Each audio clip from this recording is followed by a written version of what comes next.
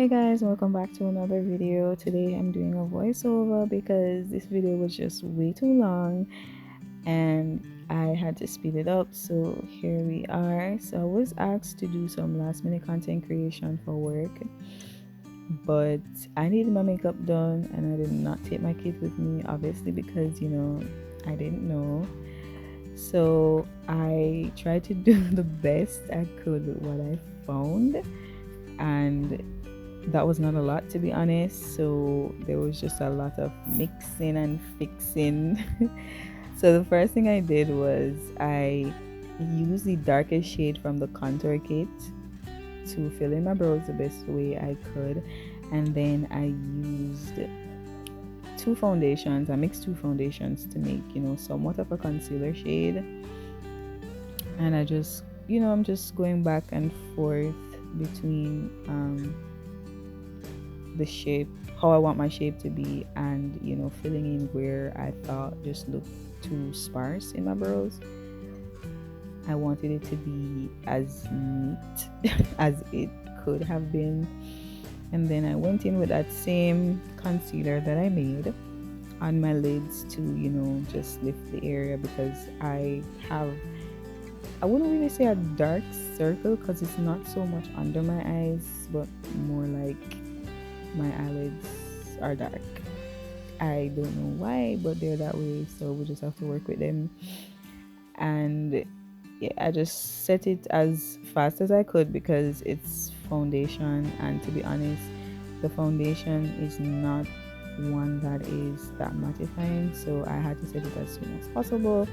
And to create the most even base I could have to apply the eyeshadow, so I went in with a bronzy shade from the eyeshadow palette, and I went in with this shade because it was the lighter shade that was in the palette. Well, no, I think the lighter shade that was in the palette was a white or silvery shade, but that color does not do well on me, and yeah, I just didn't want to do white or silver. So I went in with a more bronzy shade, and everything else in the palette was just way too dark. I have somewhat, I wouldn't say hooded eyes, but like my eyes are slightly, are deep set. Would I say deep set? Somewhat. So I try to, if I'm putting a darker shade on my eyelids, I tend to put that above my crease, because when I put it in my crease, it just intensifies that sunken deep look, and I don't like that. And we're trying to bring the eyes forward, so I would take that darker shade like above where my crease naturally is, right? So I really try not to use too dark of a shade on my eyes unless I'm doing like something smoky, and even then I still try not to go too much on the smoke. So I went in with that palette, and here I am now, applying my foundation. Now, out of the two foundations I had, this one was the closest to my skin tone. I know it looks really yellow on camera, but I promise you that's not how it is. And I think you can see the lighting, going back and forth, because that's just how it was showing up on my phone. But I promise you again, that was not how it looked. Did not look that crazy at all. But here I am, just blending and doing what I could have.